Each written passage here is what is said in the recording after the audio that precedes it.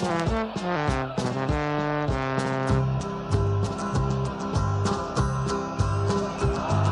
we come, blue and white, and we're looking good. You'll be in for a fight, and we fight pretty good. Getting goals is our job, and we get goals good. Looking good, we are Carlisle United. Carlisle United, the team that's on the ball. Carlisle United, the team for one and all.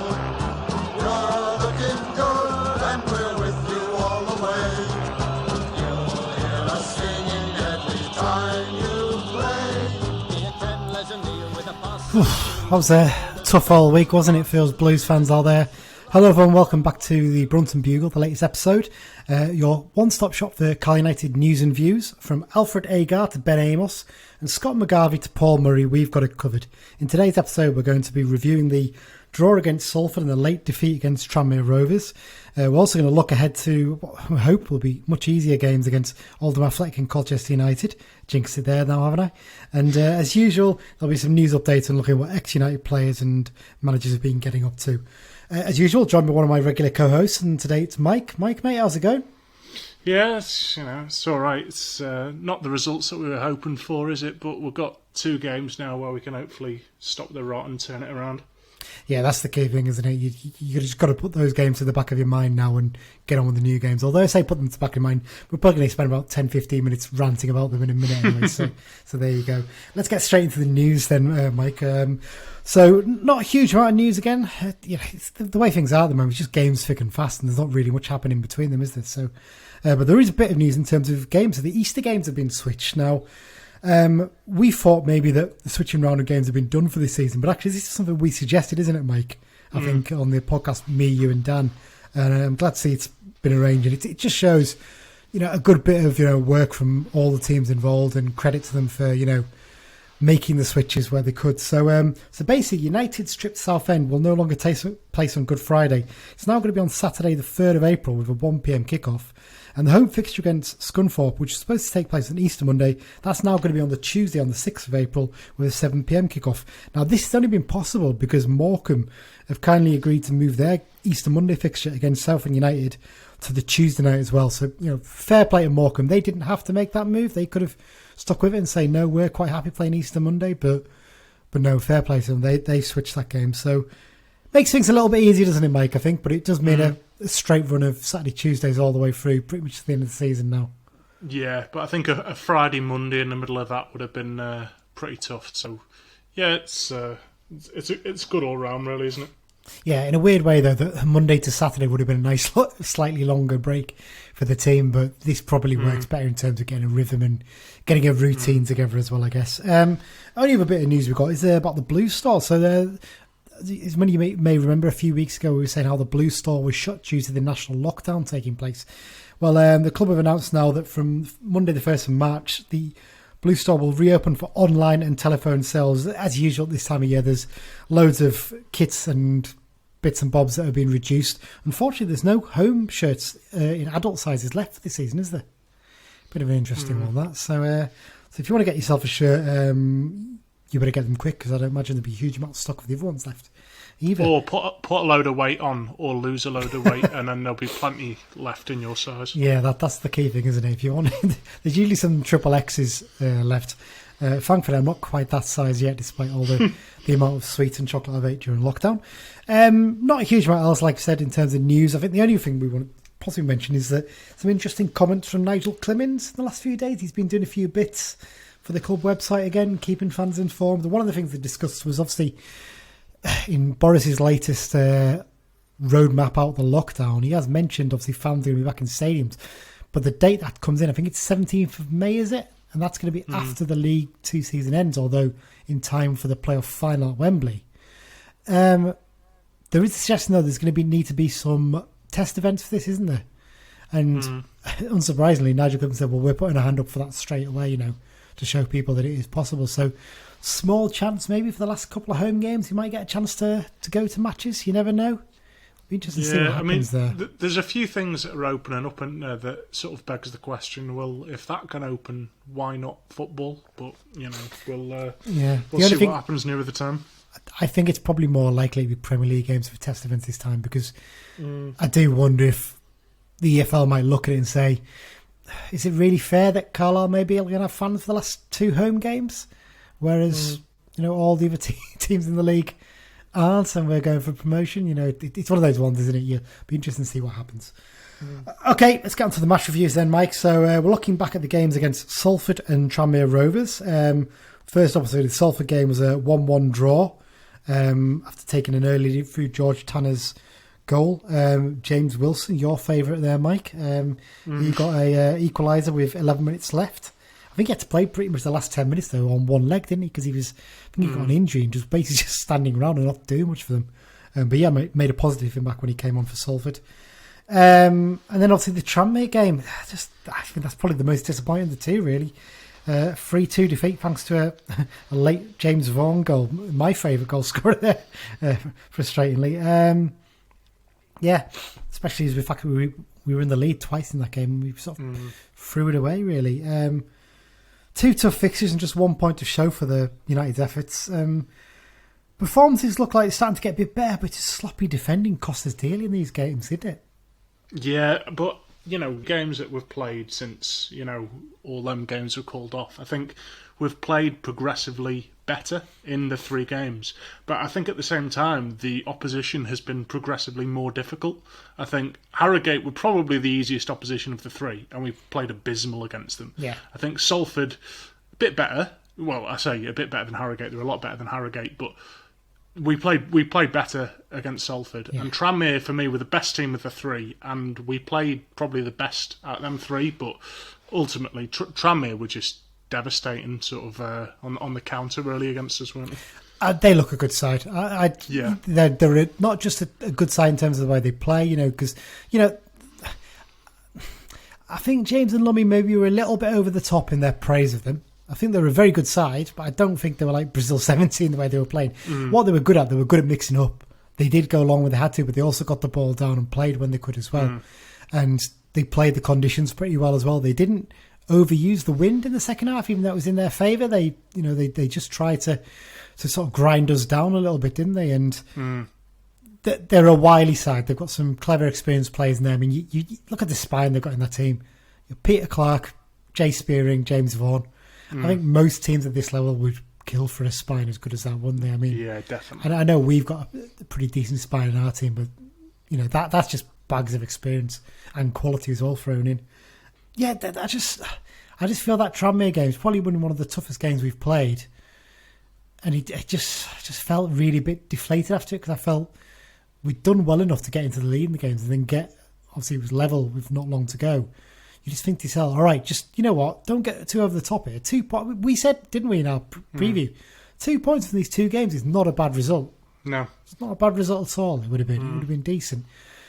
But then Hayden just had a bit of a stinker in that second half. We'll get onto that in a minute maybe. But when you look back at it, that Exeter game, that win, papered over the cracks is probably the wrong phrase, if you know what I mean. But I think it got people's hopes up a little bit too much. Yeah.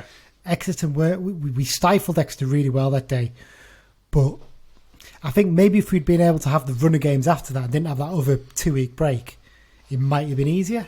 Yeah, because we've had that other break, I don't think it helped things, and we're just struggling maybe to find the same sort of form we did in that period where we got ourselves up to near the top of the table or to the top of the table at the start of the year.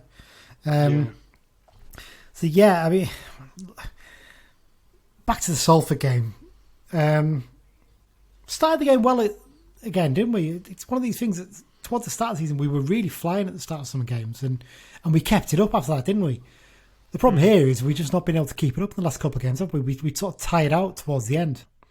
So, I mean, do you think the lack of games maybe has become a bit of an issue? And do you think maybe that, I know the club understandably have not been telling us which players have got COVID and things like that. Totally understand that.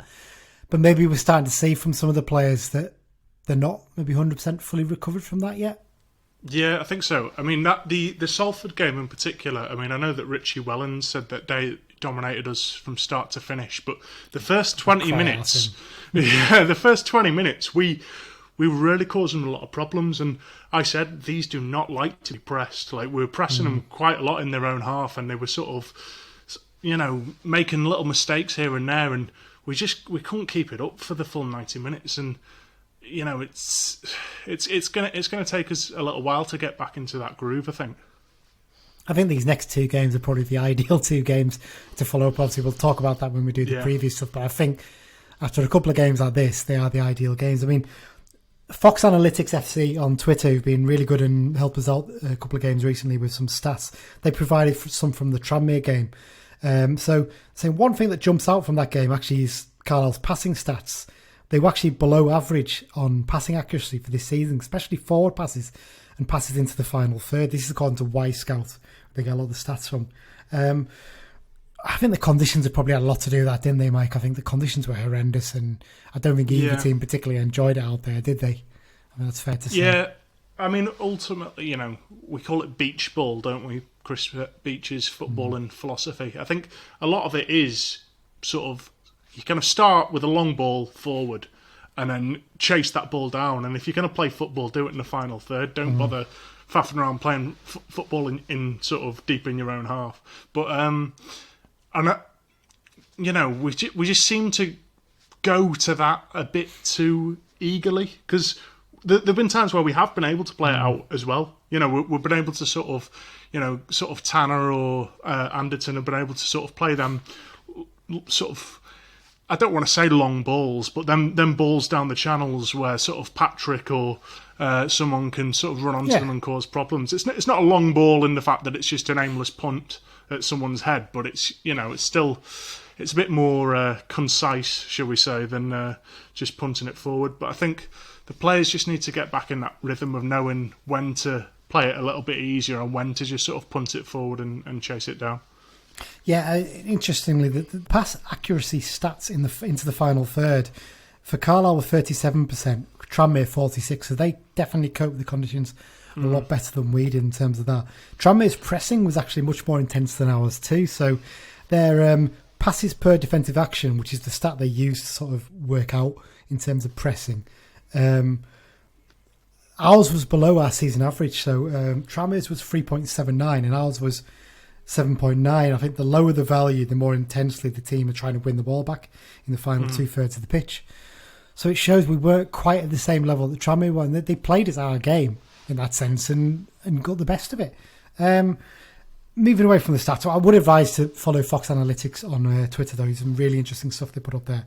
In terms of sort of focusing on team selection and formations and that, some positives maybe we should look at here. So I think Toure came in for this game against Tranmere, and I thought he was excellent.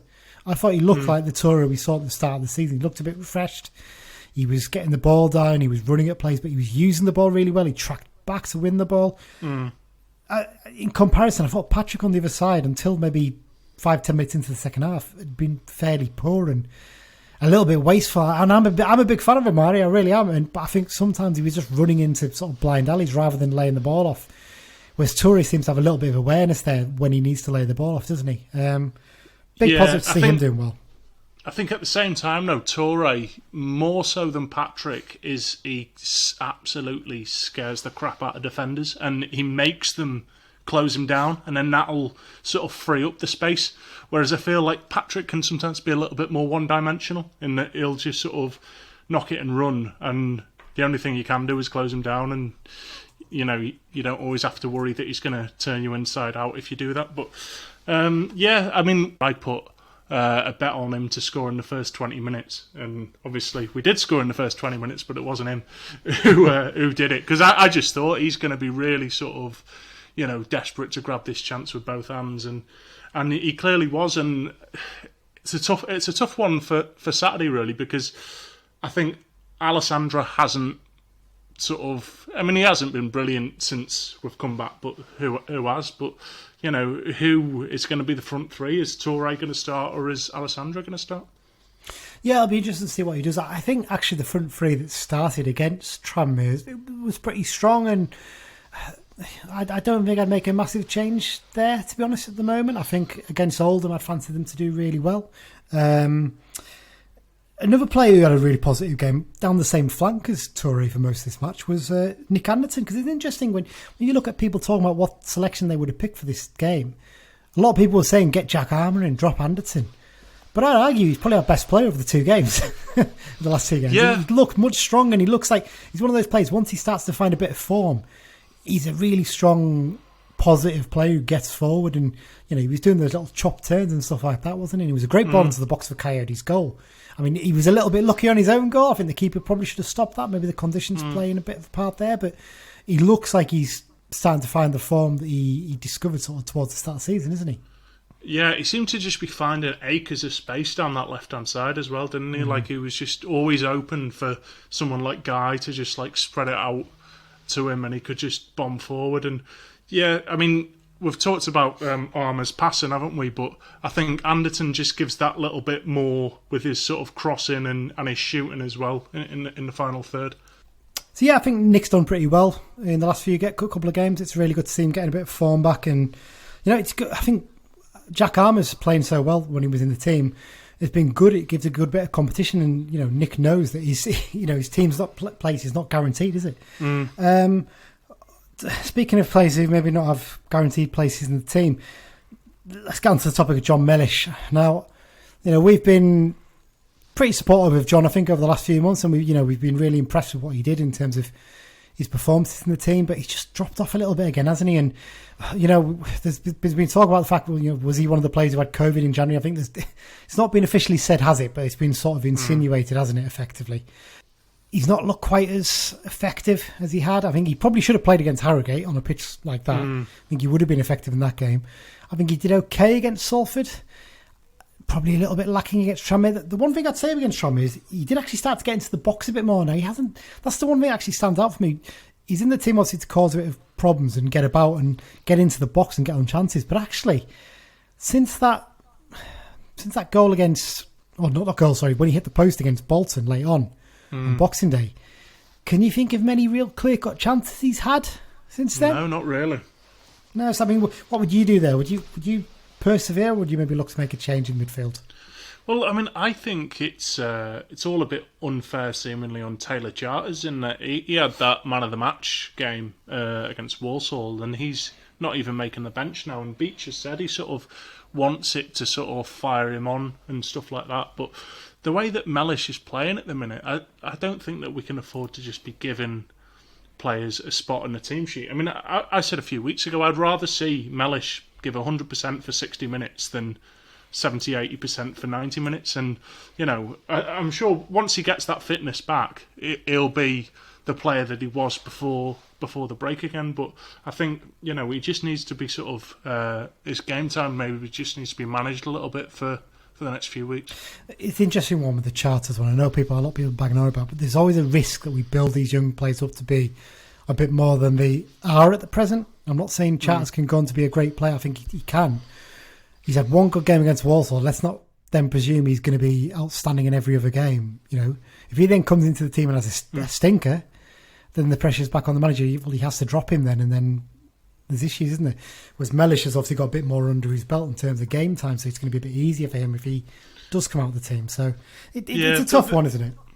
Yeah, I mean, they kind of played a similar role in, that Walsall game and sort of all the games Mellish has played this season. I just think I'd like to see, if you're going to carry on starting Mellish, fine, play him for 60 minutes and then bring Charters on for the final 30. Don't necessarily throw Charters in as the main man of the team, but certainly we have a good quality option there, and it'd be nice to use him, because I think just making Mellish play 90 minutes when he's already knackered probably isn't the best thing for him. No, it's not. To be fair, I don't think we could say Mellish cost us this game, though, could we? It's not like his performance was the reason we lost. And I'm not saying their performance is the reason we lost, but I think it's probably the first time you could say this season that Rhys Bennett and Aaron Hayden had absolute stinkers, and Ross and Luck, it's come in the same game for both of them, really, hasn't it? I don't think either of them particularly impressed. Yeah, I mean, it sounds like we've been quite overly critical of players, but I mean, these players have set us a standard. Yeah, that's really. They've set such a high standard, the pair of them. Yeah. That when they have a real stinker, it does stand out. It just does. Yeah, definitely. Yeah, and it's not often that you see a centre back hauled off like Hayden was, more because of his performance. I don't know if he was struggling with injury or just. Beech said it was tactical. He said after the game it's tactical, so you have to go. Yeah, I mean, sometimes you can just have a night where just nothing goes right for you, and that was seen to be the case. And he was just really struggling against Vaughan, wasn't he? And and Woolery, but McDonald didn't look brilliant either when he came on, dare I say. No, I think he looked okay, but you bear in mind he's played one game since... Yeah. I can't remember when he played against Walsall, didn't he? I think that's the only game he's played probably in about 2 months. Mm-hmm. So it's maybe a little bit much to expect him to come in and excel straight away, I suppose. So, having said that, Reece Bennett hadn't played football in how long when he joined us? True. Different sort of player, though, I suppose, in that sense. Yeah.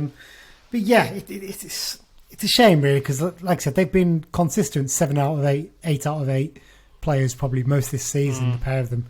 And it's probably the first time you'd struggle to give either of them a 5 out of 10, wouldn't you, really? Because that's the way it was. But, hey, look, as long as they get that one game out of the way now and the rest of the season they're great, you won't remember that, will you? That's the thing. You'll not. I mean, the thing as well is that in the games before we had that break, I remember there was, I think, like 2 or 3 games where Farman didn't have a single shot on target against him. Yeah, we had to rely on the last couple of games. And fair play, we haven't touched on that, actually. You're right. Farman was excellent. You say the last couple of games. I mean, the Salford game, he had to make a string of really good saves. I mean, we got that point because of him that day. But the Tranmere game, he didn't make as many. I mean, he made a couple of very good saves, but the flag was the flag was up for offside. Yeah. But it's still impressive. But yeah, I mean, obviously, you need your keeper there to be called upon. But before this sort of little break, we were sort of such a solid defensive unit that we weren't needing him to be called on very often. And hopefully we sort that defence out, because that's what's been costing us the past few games. Yeah, definitely. Hopefully we can get them back to the sort of form they were showing. Before we move on to the half-time break and then on to the previews, one more quick point. Is Beech too rigid with his tactics? It's something I sort of mentioned after the game to someone. He subs are quite often like for like, and there's not much of a change of formation. I mean, we talk about the fact that Hayden was struggling. Did you have to sub Hayden off? Could he maybe have not, put Dickinson on for Mellish and maybe, move Dickinson to left wing back and push Anderton to be one of the centre-backs? Go free at the back, change it up a little bit. It just feels to me that go-to subs at the moment is just to change some of the front three and generally keep the rest the same. At a push, he might take off Mellish maybe a couple of times he has, but bar that, there's not as much invention in there, and you wonder maybe if it's a chance for Thurman to come into the team as well, possibly. I don't know, it's an interesting one, isn't it? Well, we had under Keith Curl as well. If we were losing, Michael Rains would go up front for like the last 5 or 10 minutes, something like that. But we haven't really seen Hayden or Bennett sort of pushed into that. They've not really had to, though, have they? That's the thing. No, that's true. One way of looking at it. Yeah, it's interesting. Like the subs as they're coming on, they're not really making the impact that you'd hope at the moment. I don't think. I hate to mention his name again, but Zanzal is not. He's struggling to settle in, isn't he? I really do want him to do well. It's not we don't want him to do well, but it doesn't feel like we're finding a way to fit him into our system, does it? And get the best out of him. That's the problem. No. Although I had to laugh because you texted. Well, in the group chat, didn't you? Saying, we really need to bring a sub on. And then it showed Sansala on the touchline. And we're just like, not him. A bit mean that was, to be fair. But no, you know what? He probably is a good... I mean, Crewe don't sign bad players generally. I know they've let him go halfway through that season, but he just wasn't getting his chances. That's just the way it was. I just hope he can maybe just a goal to go off his backside or something would be ideal, wouldn't it? And get him going maybe, but there you go. I think that pretty much sums up the review stuff. I mean, it sounds very negative, a lot of it, but there are positives in there. We're slowly but surely getting back to the form we were in, I think. But these next 2 games are vital, aren't they? Because you can't afford to slip up in these 2. If you do, then we start to drop off the pace. Okay, Mike, then let's take a quick break, and then we'll be back shortly to look ahead to those 2 games. And we've got a little bit with an Oldham fan as well to follow, so we're back in just a sec. Hi, this is George Tanner. You are listening to the Brunton Bugle. Thanks for that, George. Always good to hear him.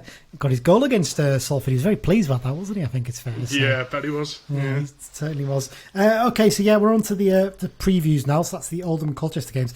First up, what we've got is I've spoken to Matt, who is one of the presenters on the Boundary Park Alert System podcast, which is a podcast for Oldham fans. We talked ahead of the game about what's been going on at Oldham this season, their mad defence and mad attack, and how Harry Kewell's getting on as boss at Boundary Park. So we'll play that bit now, and we'll be back shortly to discuss it.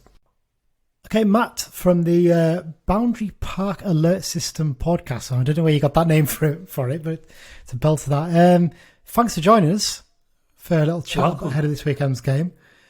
First up, just about Oldham season generally.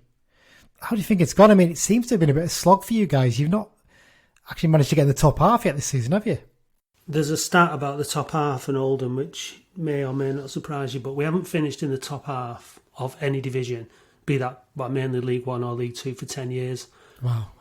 So we're on course for just another average season. We tend to finish 17th. That seems to be our position, and we're there now at the minute. And the thing is, we've scored bucket loads of goals, but we've shipped even more, and that's the problem. I mean, we played you in the Carabao Cup, didn't we, at the first game of the season?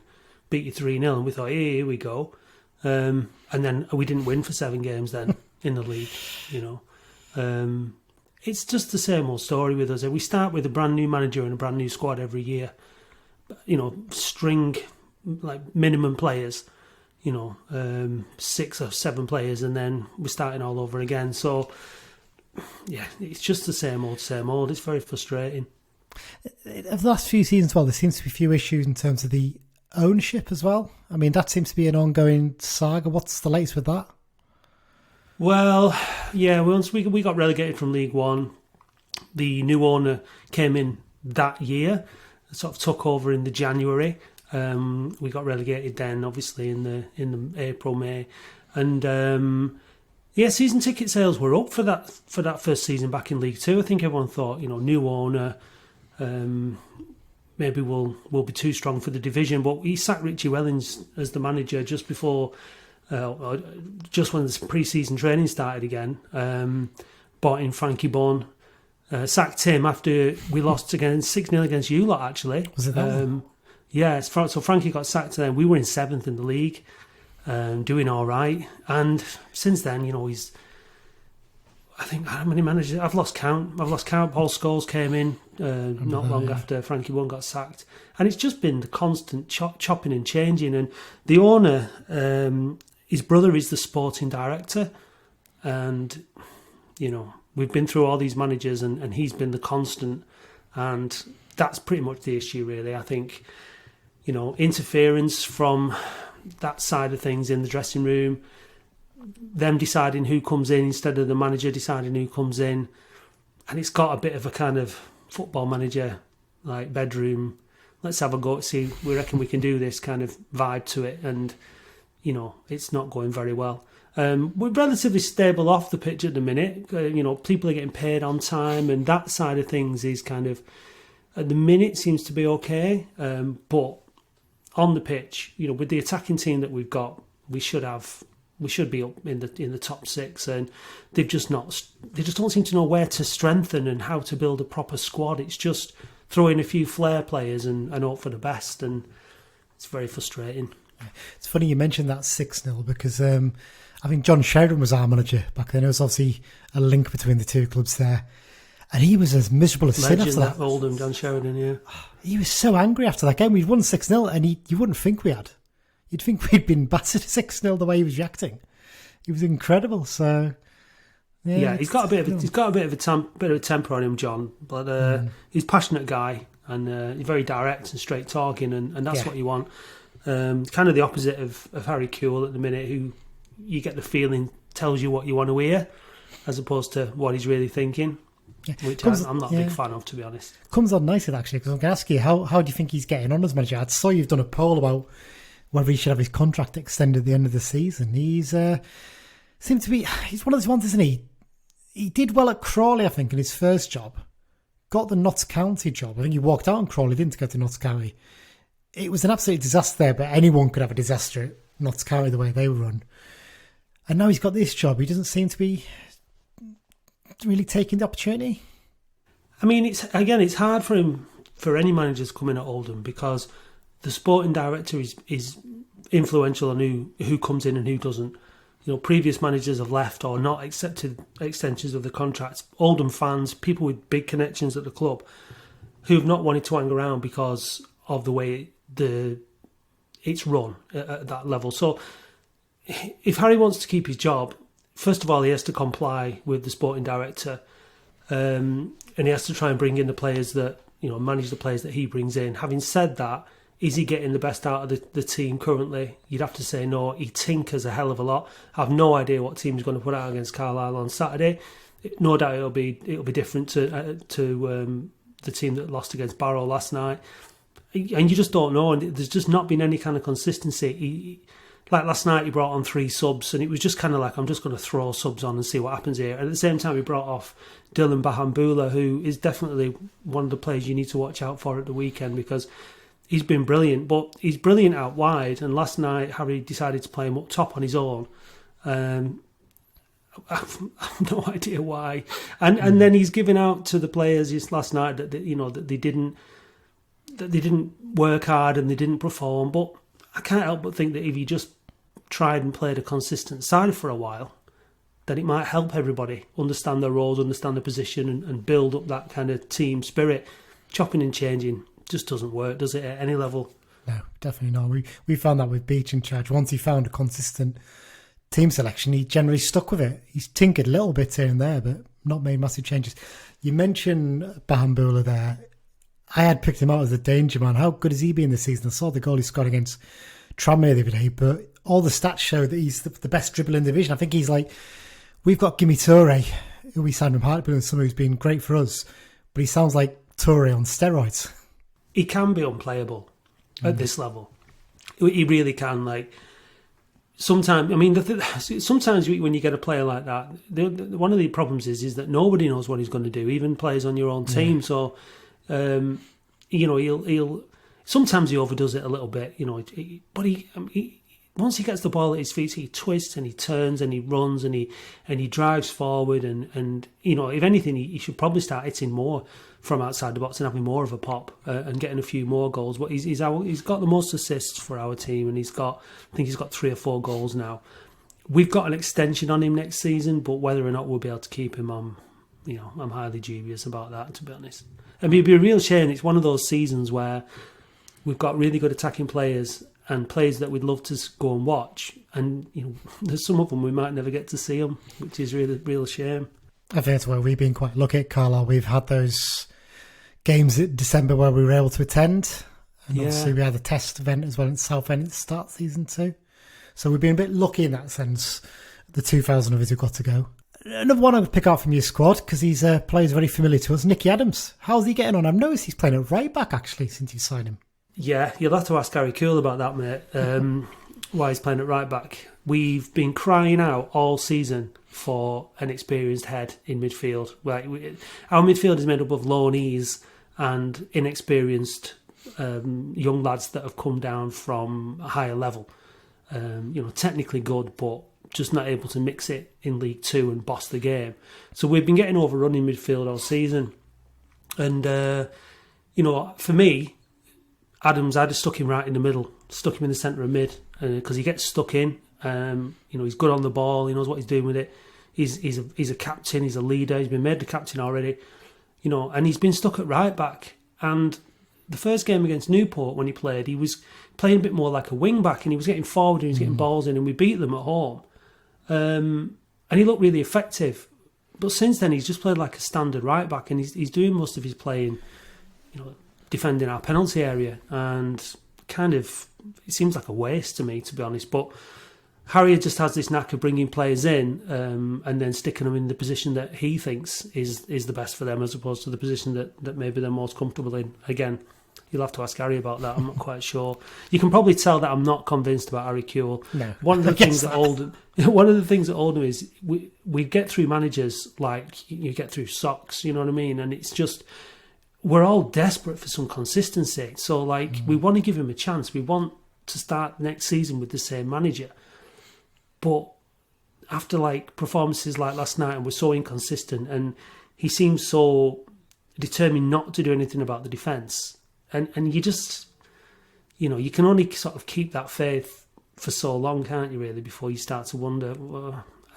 But then it comes down to who do you bring in. So, yeah, it's hard work being an Oldham fan these days. I suppose the issue is whoever comes in, as you've said before, has to deal with the same sporting director, don't they? So that's the... We just need an experienced manager at this level who comes in, who's got a good scouting network, who knows the league, knows how to build an effective team, that is physical and has a style of play and knows what it's doing. Build a squad like that. We've been bullied so many times this season off teams like Harrogate and Tranmere, I can remember, and they've come to Boundary Park, and they've just been too physical for us. And we don't seem to be building a side for League Two. We've got some players who are definitely good enough to play higher than League Two, but you need a squad for League Two, and we just don't have that. It's interesting you mentioned that about being physical, because that's one thing we've been accused of this season, is being quite a physical side. Not to worry or anything for this weekend, but yeah. Just got to briefly mention some of our ex-Oldham players. I don't know what memories you've got of these lads. The three I've found that I can remember is Rod McDonald, Dean Furman and Luis Alessandra. I think all three of them had differing careers at Boundary Park. Yeah, who was the first one you said? It was Rod McDonald, but I'm not sure he played actually for your first team. No, I don't remember him at all. Look, there's more Oldham players that I've forgotten than can remember. There's that many that come through the books these days, and like you say, some of them don't even play or they make the odd cameo. But Furman and Alessandra were both popular players for us. Dean Furman was a very good midfielder, and Luis Alessandra was very popular. I think he might have come up through the youth ranks. I think he was, wasn't he? Yeah. Rightly. So yeah, they're both good players, and it's always nice to see them. I remember them coming to Boundary Park earlier on in the season, so it's nice to see them. Nice to see them doing well. I think they were both popular with the fans. So yeah, I mean, look, to be honest with you, I think you'll turn us over Saturday. I've got no faith in us actually getting a win. So it'd be nice if one of those players doesn't score. But yeah, I think like you say, if you're up for it and you get in our face and. I mean, you've still got aspirations for the playoffs, haven't you? You've got loads of games that you need to catch up on, haven't you? Well, this is the problem. We've got game in the hand on pretty much every team in the division, but they don't kick in for another 3 weeks because all the upcoming games are scheduled games that would have been there. So we've got to keep in contact with them, and we're struggling because we had a long period off. We had a few players who had COVID who seemed to be struggling a bit since returning. So after last night, after throwing it away against Tranmere, having the lead twice, I think some of our fans are starting to get a bit more realistic about things. So I think top 7 is definitely a realistic target, but top 3 is looking like it might be more of a challenge than it would have been before this break. Yeah, because you were off to a fly, weren't you? You did really well at the beginning of the season, didn't you? Oh yeah, we were fantastic. And it's funny, yeah, you mentioned about QL wanting to mould players into positions he thinks are right for them. Well, Beech did that with John Millish. He was convinced he was a midfielder and not a centre-back. And at first I found like, oh, really? He's not struggling a bit here. But then he went on a run of something like 10 goals in 10 games from midfield. But he's struggled a bit since he actually did get COVID, I think, in January. Club, I don't think have ever officially confirmed it, but it was more or less hinted at. And he's not really been the same player since then either. So just goes to show, doesn't it? One thing I haven't mentioned, Lee, as well, is we've got David Wheater, who hasn't played a single game for us all season, and there's been some kind of dispute between some kind of falling out over COVID wages and this, that, and the other, allegedly. And he's not played all season. He's the most experienced pro we've got. He's the highest earner, and the club have come out and said one thing and another about why he's not playing. But at the end of the day, we've got the worst defence in the league, and we've got probably one of the best defenders in the league sat on the bench. Well, he's not even sat on the bench. He's been training with the youth team. Does seem to be cutting your nose off in spite of your face, doesn't it? Oh, it's just so frustrating. It's because if we could have just shored up that defence, just made it somewhat better. We've kept one clean sheet all season. We've just, with the amount of goals we've scored, we should be up there. We should be coming up against you in the playoffs. We should be able to chat again in May, and looking forward to potentially going to Wembley. But it's not going to happen. Yeah. Well, I was going to finish off with asking your prediction, but I think you've already hinted at there's probably going to be goals in this game. I think it's fair to say, but you don't seem confident of an Oldham win. Well, we failed to score last night, which is very unusual. As far as I can remember, that's only the second game that we've not scored in. So you'd expect us to score goals. You'd expect a reaction because it was such a pathetic performance last night. There's been a really bad reaction by the fans, as you can imagine, on social media. Harry's not happy. So you'll get the backlash. But I don't know. I'd like to be more optimistic about our chances, but going off form, I'm going to say that you lads are probably favourites tomorrow. On Saturday. Fair enough. Matt, thanks for joining us. Really appreciate it. And good luck after this weekend for the rest of the season. I'm going to try and get my pecker up. I could do with a win against you, just to cheer me up and get me in a better mood about Oldham. Yeah. So let's hope we do. Don't take it personally if we do. We need it. It's like like a medicine for us. Yeah. Cheers, Matt. Cheers. Thanks for having me on, Lee. Cheers. Okay, we're back again. So thanks once again to Matt for joining me the other day to discuss that really good chat I had with him. I feel a bit bad for him. He wasn't the most positive about all things Oldham, was he, Mike? I think it's fair to say. No, but I think 10 years of consecutive bottom half finishes would, grind down any man, I think. It's incredible, that, isn't it? But when he said that stat, I couldn't believe it. I wanted to say to him, obviously, the fact that they've not been in the top half at all this season, but to have not finished in the top half for 10 years is pretty mind-blowing, that, isn't it? And I mean, that's the first game we've got up for that one. So that's taking place on Saturday. Interesting, the ref for this one is Carl Boyson. He referees us quite a few times this season, doesn't he? I think he's a name that always pops up. But the last time he refed us was the Carabao Cup game against Oldham at the start of this season.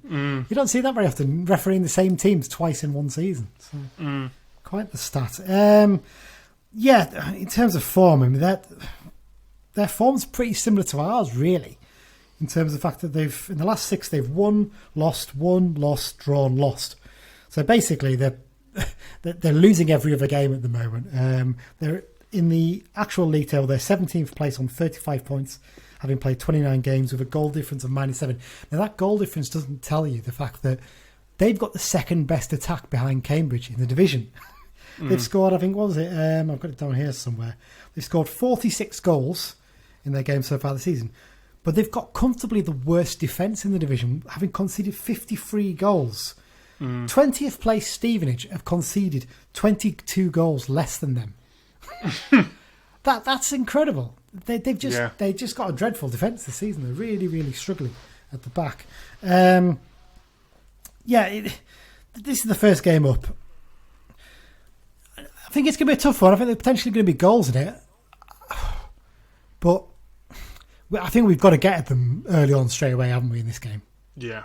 Definitely. I mean, it's weird, isn't it? When they beat us 3-0, I thought that we were going to have a long, hard season and they were potentially going to have a good one, and it's kind of gone the other way around, hasn't it? But I mean, we've got to get at them. We can't be afraid. We've just got to shake off our malaise from the past sort of few games and just really sort of go, no, we're fighting for promotion here. We really need to sort of stamp our authority.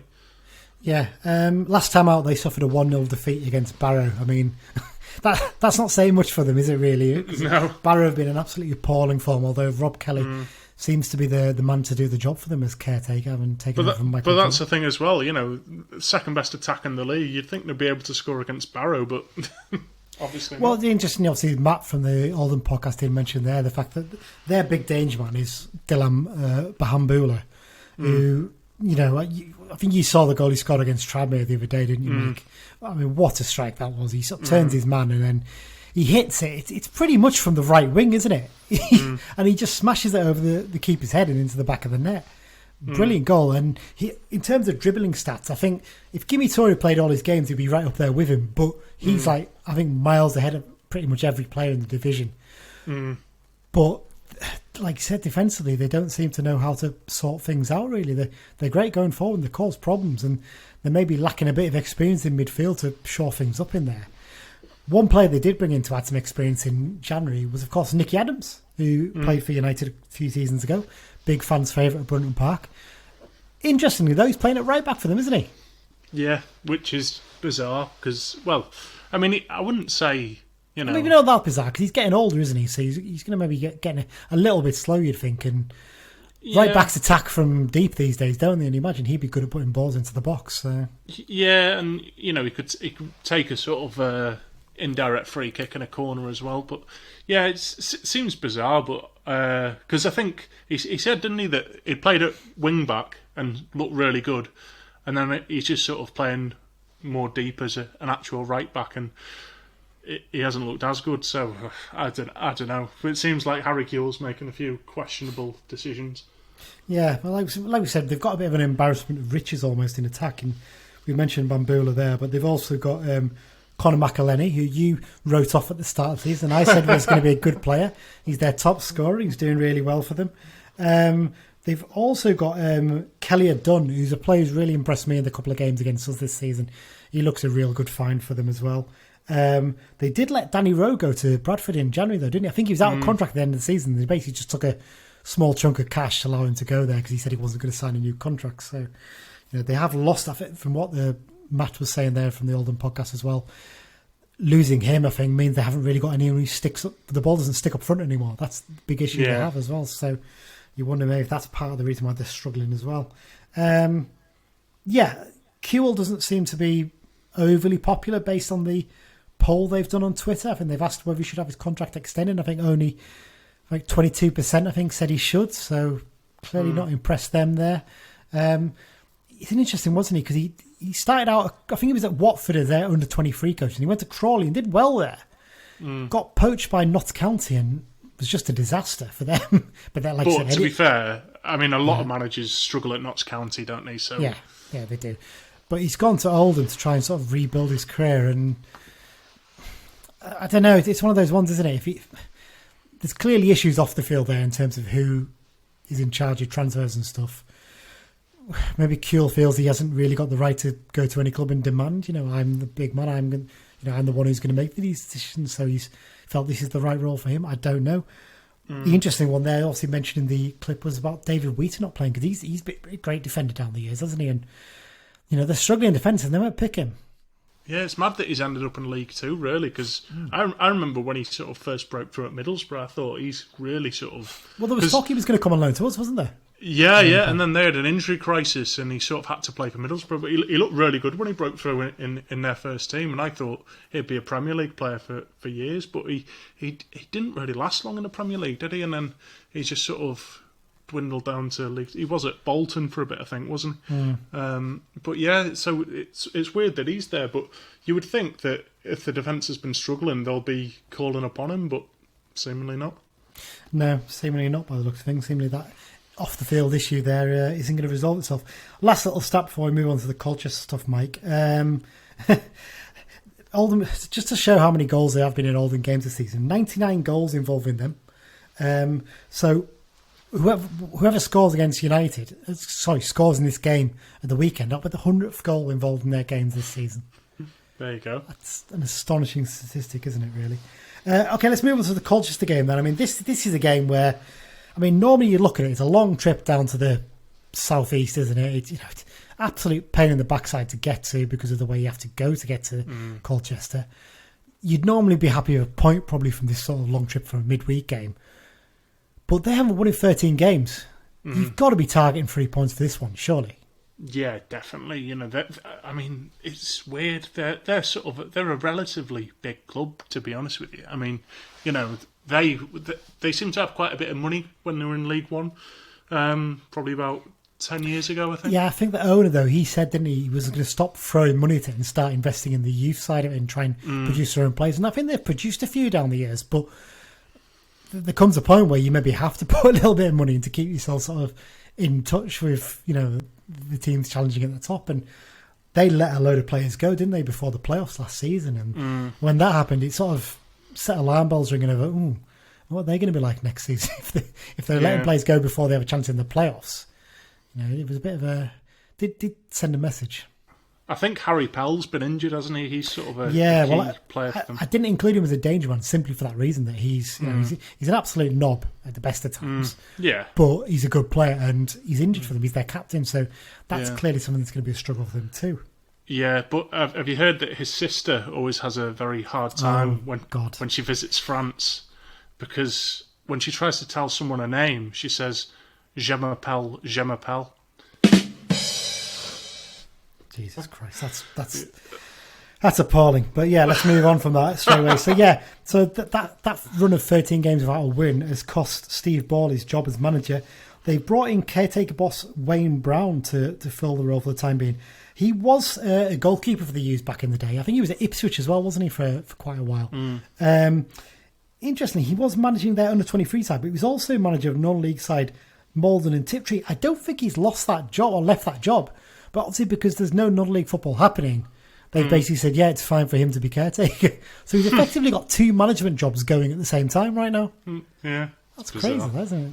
Yeah. A weird one, that. So they're hoping he can, pick them up and maybe get them going again. But it looks a tough ask, doesn't it? I mean, there's still decent players in the squad. I mean, they re-signed Frank Newblay, didn't they, in January? I mean, he was an excellent player for them a couple of years ago, I seem to remember. He always caused us problems. And Callum Harriott has been a decent player down the years. I think he came off at half-time in the last game, so I wonder if he maybe has a knock, possibly. Maybe he won't be involved.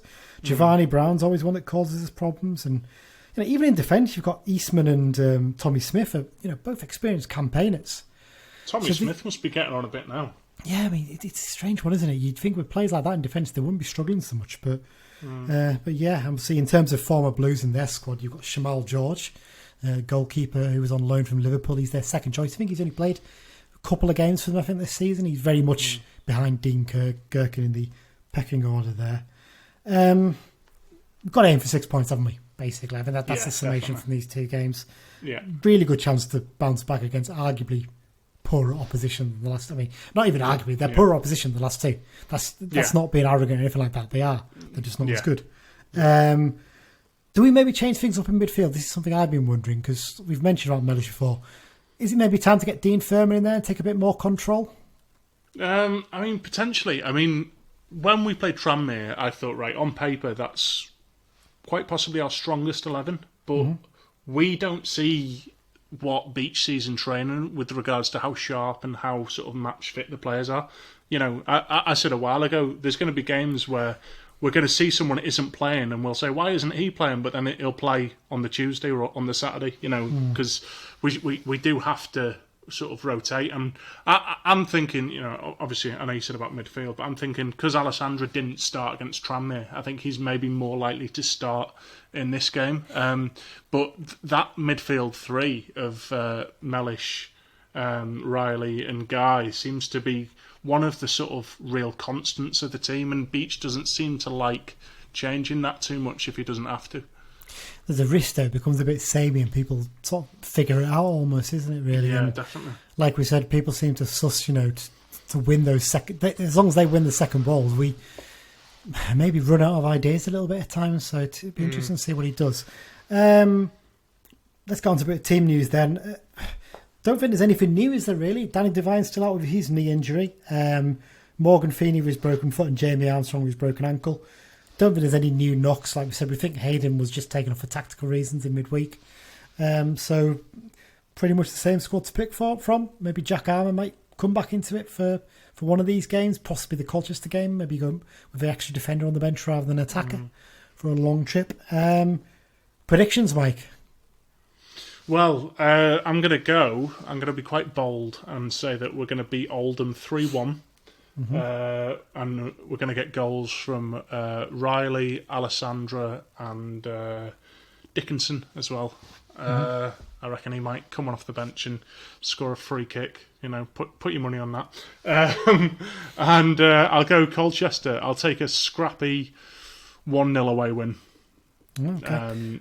Yeah, and I'll go for Mellish to boost his confidence. There you go. Well, I'm going to go for a 4-2 win over Oldham. I think there's just going to be a mad amount of goals in this game. In terms of our goal scorers, I'm going to go for... Can I just stop you 1 second? Right. Don't say that Callum Guy is going to score. I wasn't. And then we can all invest in Callum Guy to score. Okay. And he'll score and we'll be millionaires. Okay, let's do that then. So yeah, no, I think I'm going to go for Coyote to get another. I think he might go on a little run now. I think Toure will get one. I think Hayden will get a header from a corner for this one just to boost his confidence back up again. And you know what? We've been critical. We've been said he struggled to set in. Zanzala's going to come on and get a goal later on. Come on, lad. Let's see. Come on, Aussie. Let's have a goal. Let's have a goal from Aussie. Yeah. Okay. And then for the Colchester game, we're going to go for a 2-0 win. And I think he'll have goals from Dickinson and Zanzala. Why not? He's going to get 2 and 2. Yeah, no, he's going to find form. Once he's got his goal, he's going to do it. I've decided. I have spoken, and that's exactly what's going to happen in this game. Okay, Mike, so that's the predictions out of the way. Let's get on to the X-Files now, because there's a few goals to talk through this week. We've had a couple of quiet weeks, but the X-players have been back in the goals now. Start up, so Andy Cook got a brace for Bradford. Paddy Madden scored again for Fleetwood. Ryan Loft, he's really finding some good form for Scunthorpe, isn't he? I've been reading some good reviews from their fans by him. I've said before, I thought he looked an all right player for us, you know. I don't think he was as bad as some made out. There's certainly a bit of ability there anyway.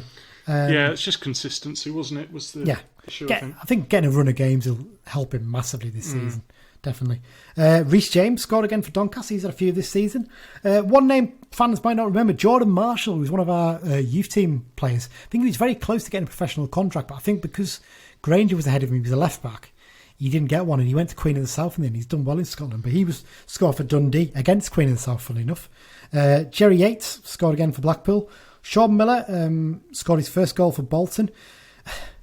You know, it's another week, another Charlie White goal for Sunderland.